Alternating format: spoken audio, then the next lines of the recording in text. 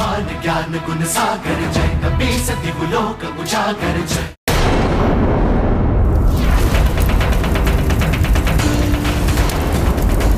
बोलो वानर, कौन हो तुम? मेरी अनुमति के बिना तुम लंका में प्रवेश नहीं कर सकते। शांत माता शांत।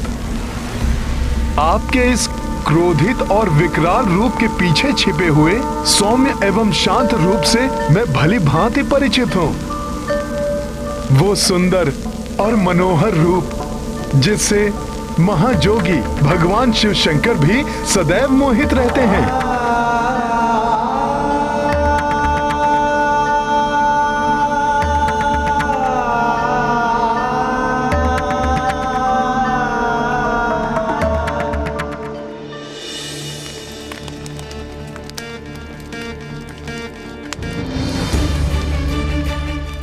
स्वामी, स्वामी कहाँ हैं आप?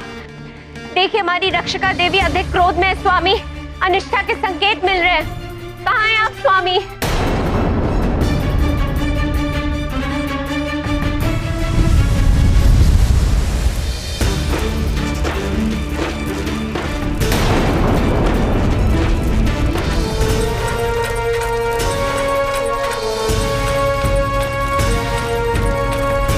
महारानी मंदोदरी,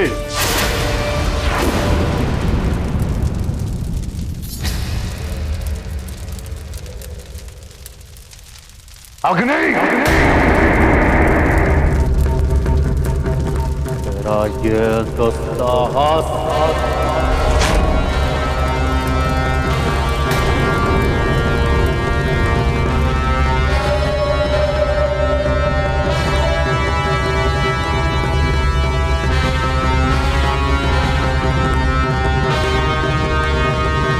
स्वामी,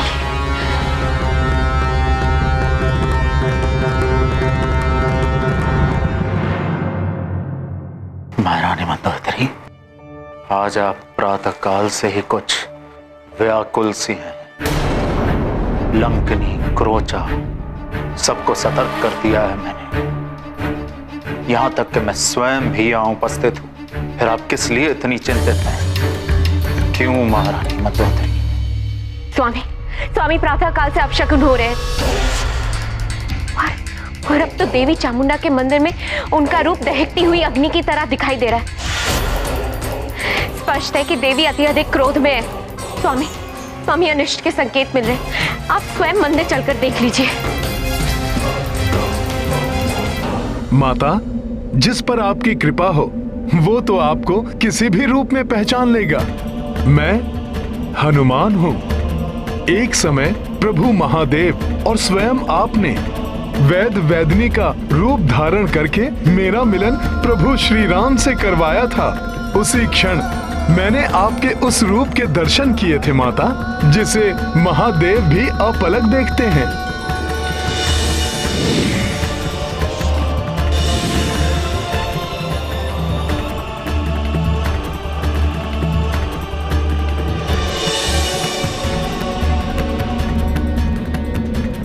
अपने उस रूप के दर्शन दीजिए माता। अपने उस रूप के दर्शन देकर हनुमान को कृतार्थ कीजिए माता।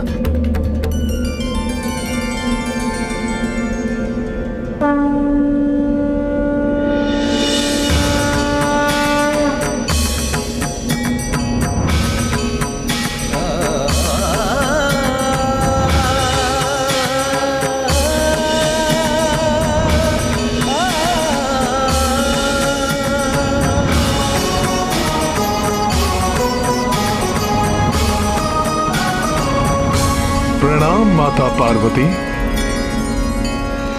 आइए स्वामी, स्वयं अपने नेत्र से माता का रौद्र रूप देख लीजिए।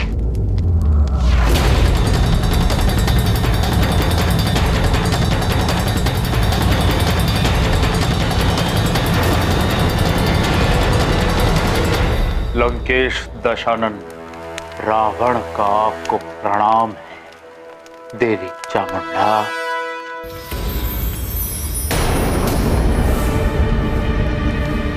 ये कैसे हो गया? स्वामी मेरा विश्वास कीजिए, मैं सत्य कह रही हूँ। अभी कुछ क्षण पूर्व इन दीपकों की ज्योति ज्वालामुखी भांति भभक रही थी और माता के चारों ओर उनकी क्रोध की अग्नि जलती हुई दिखाई दे रही थी। हाँ, ये देवी के क्रोध की नहीं, आपके भ्रम की अग्नि है जो बार बार भड़क रही है।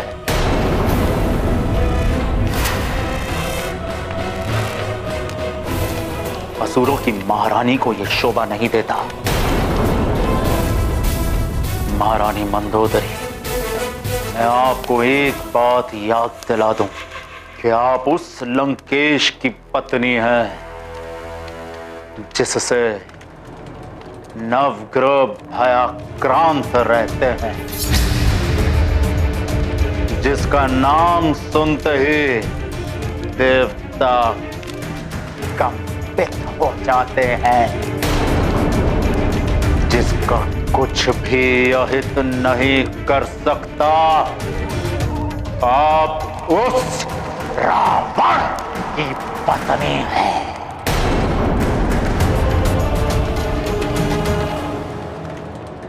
माता, मैं यहाँ किसी का कोई अहित करने के उद्देश्य से नहीं आया हूँ। मैं तो मात्र इसलिए तुम्हारे यहाँ आने का उद्देश्य मैं भांप चुकी हूँ हनुमान। तुम यहाँ देवी सीता को ढूंढने आए हो ना, जिनके विक्षोभ में तुम्हारे प्रभु श्री राम व्याकुल हैं। ये कार्य लंकेश रावण का ही है।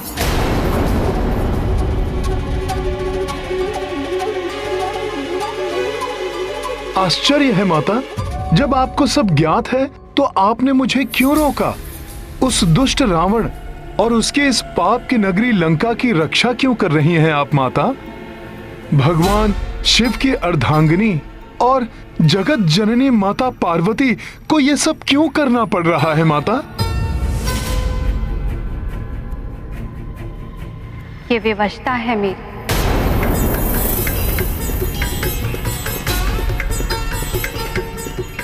विवशता?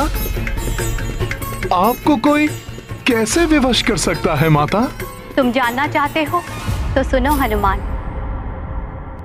रावण कुशल संगीतज्ञ है। एक समय महादेव के भक्त रावण ने स्वामी को प्रसन्न करने के लिए संगीत और स्तुति को माध्यम बनाया। ऐसा मधुर संगीत था उसका कि संपूर्ण ब्रह्मांड संगीतमय हो उठा। जटाटवी गलज्ज्वल प्रवाह पावितस्थले कलेवलम्ब्य लम्बितां भुजंग तुंग मालिकां डमट डमट डमट डमन्निनादमट्टवर्वयं चकार चंड तांडवं तनोतु नः शिवः शिवम्। जटाकटाह संभ्रम भ्रमन्निलिम्प निर्झरी विलोल वीचि वल्लरी विराजमान मूर्धनि धगद् धगद् धगज्ज्वलल्ललाट पट्टपावके किशोर चंद्रशेखरे रति प्रतिक्षणं मम।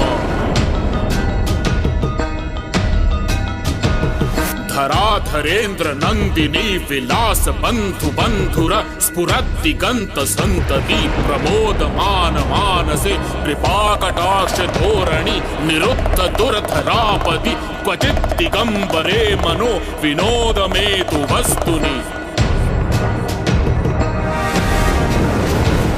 प्रफुल्ल नील पंकज प्रपंच कालिम प्रभावलंबि कंठ कंदली रुचि प्रबद्ध कंधरम स्मरच्चिदं पुरच्चिदं भवच्चिदं मखच्चिदं गजच्चिदाद कच्चिदं तमंत कच्चिदं भजे।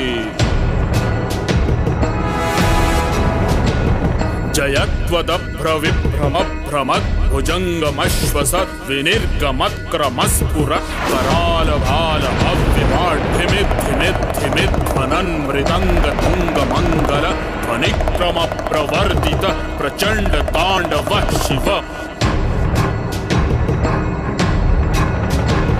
कदा निलिम्प निर्झरी निकुंज कोटरे वसन् विमुक्त दुर्मतिः सदा शिरस्थ मंजलिं वहन् विलोल लोल लोचनो ललाम भाल लग्न कः शिवेति मंत्रमुच्चरन् कदा सुखी भवाम्यहम्।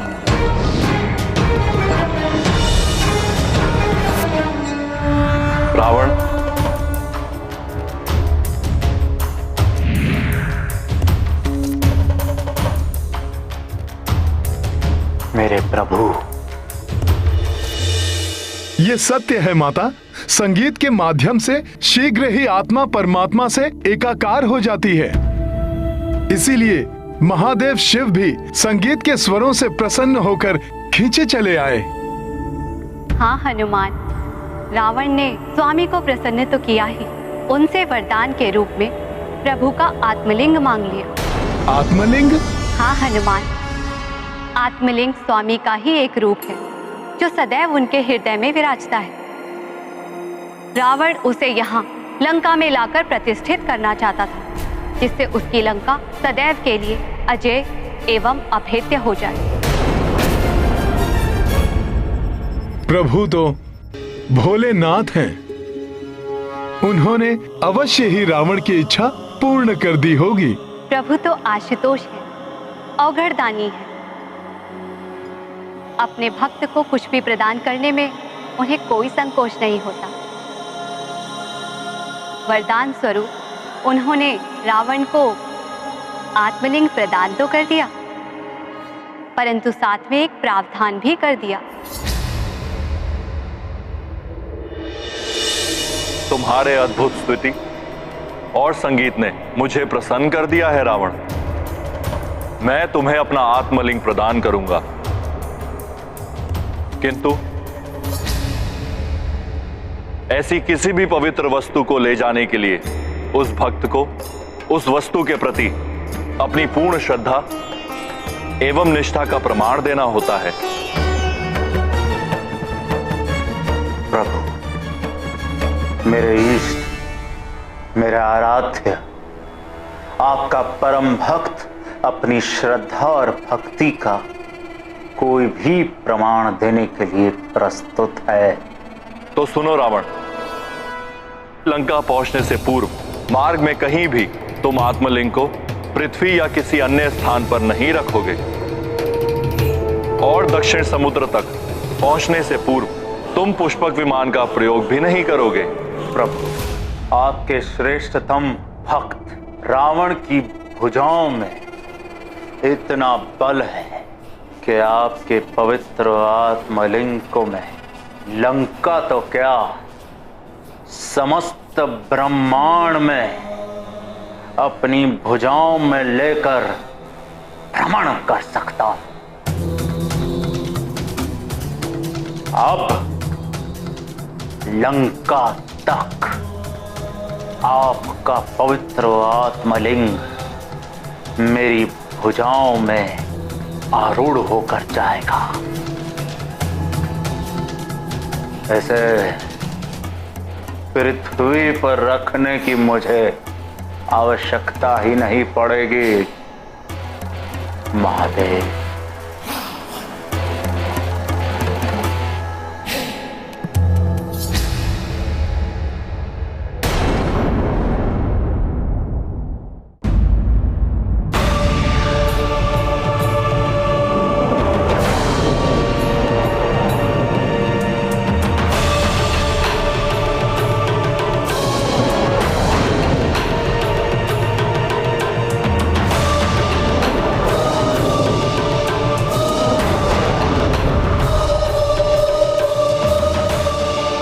महादेव, आपके कथनानुसार ही अब आपका ये भक्त रावण आपके आत्मलिंग को बिना भूमि पर रखे ही उसे लेकर लंका पहुंचेगा। स्मरण रहे रावण, यदि लंका पहुंचने से पूर्व मार्ग में तुमने कहीं भी लिंग को पृथ्वी पर रख दिया तो यह वहीं स्थित हो जाएगा और फिर तुम्हें रिक्त हाथ ही लंका लौटना पड़ेगा।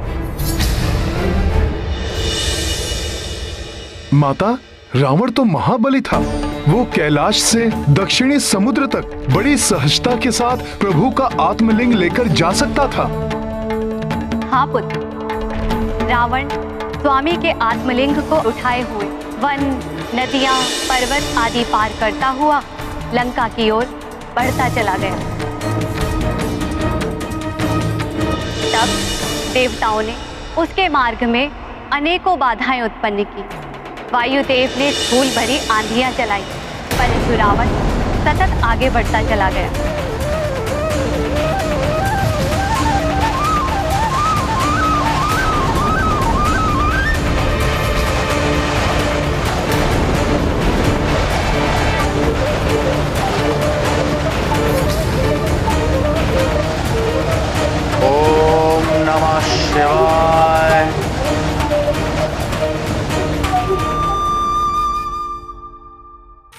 वरुण देव ने तीव्र जल धाराओं का प्रयोग किया, जिससे रावण गिर जाए और आत्मलिंग का पृथ्वी से स्पर्श हो जाए। परंतु तीव्र जलधाराएं भी रावण के मार्ग को अवरुद्ध नहीं कर सकी। सूर्यदेव ने अपना ताप बढ़ाया और अग्निदेव ने रावण के पंख के नीचे की शिलाओं को इतना अधिक तपाया कि वे कोयला बन गई।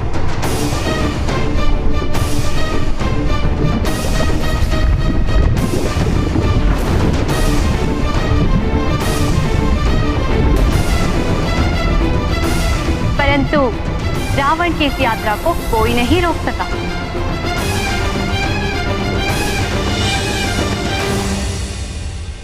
तो क्या ऐसा कोई भी नहीं था माता जो रावण को लंका जाने से रोक सके? जब शक्ति असफल हो जाए तो युक्ति से कार्य करना चाहिए। रावण की यात्रा को रोकने वाला भी था कोई। यदि आत्मलिंग लंका पहुंच गया तो अनर्थ हो जाएगा। रावण अजय हो जाएगा और उसे पराजित करना असंभव हो जाएगा। उसके अत्याचार और अधिक बढ़ जाएंगे। राक्षसों के दुराचार और पापाचार से सब त्राहिमाम हो उठेंगे। यहाँ तक कि प्रभु श्री राम के लिए भी रावण को परास्त करना असंभव हो जाएगा। हम सभी देवताओं के समस्त प्रयास असफल हो चुके हैं। अब आप ही हमारी अंतिम आशा है पार्वती नंदन। आप सब चिंता मत कीजिए। पिताश्री के आत्मलिंग को लेकर लंका तक रावण को नहीं जाने देगा ये गणेश।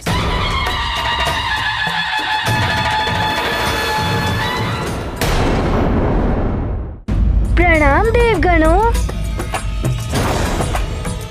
आप सब चिंतित ना हो।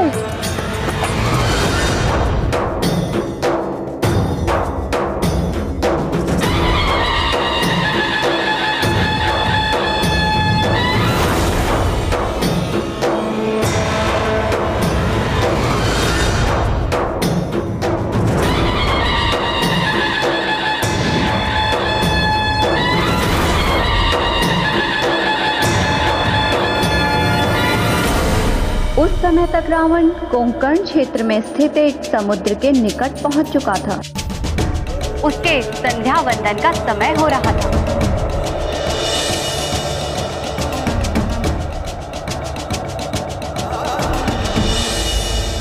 लंकेश, यदि भक्ति भावना के साथ पिताश्री के आत्मलिंग को ले जाते तो मैं कदापि ना रोकता, किंतु अजय होकर संसार को प्रताड़ित करने की भावना से पिताश्री के आत्मलिंग को ले जा रहे हो, जो अनुचित है।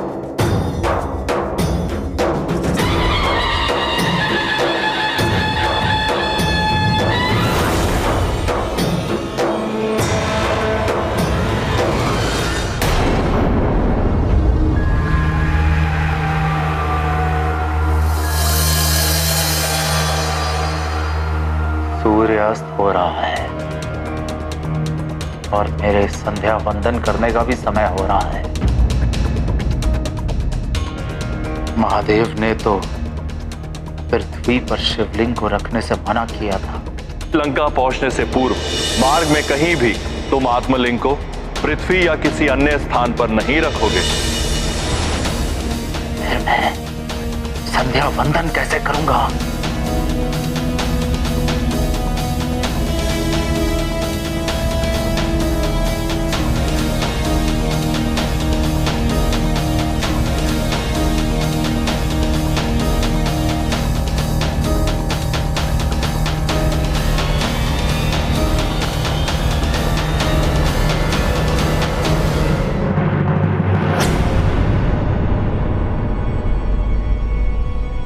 प्रतीत हो रहा है कि कोई है।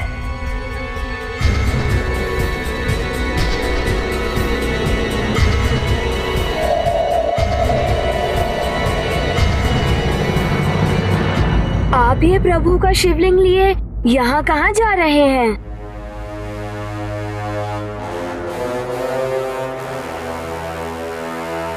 मैं कहीं भी जाऊं उससे तुम्हें क्या?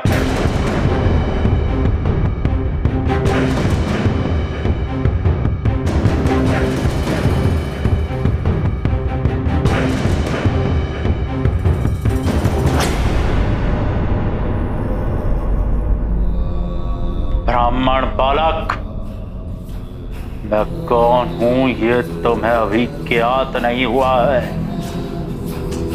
उचित होगा कि तुम मेरा पीछा करना बंद कर दो, अन्यथा तुम संकट में पड़ जाओगे।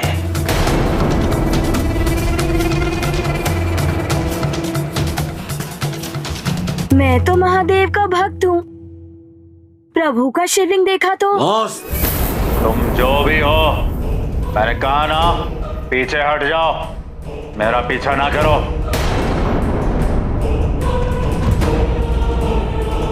फिर क्या हुआ माता? क्या गणेश जी महादेव के आत्मलिंग को रावण द्वारा लंका ले जाने से रोक पाए? भक्ति से ईश्वर को प्रसन्न तो किया जा सकता है, पर निजी स्वार्थ के लिए की गई भक्ति से कभी फल नहीं प्राप्त होता।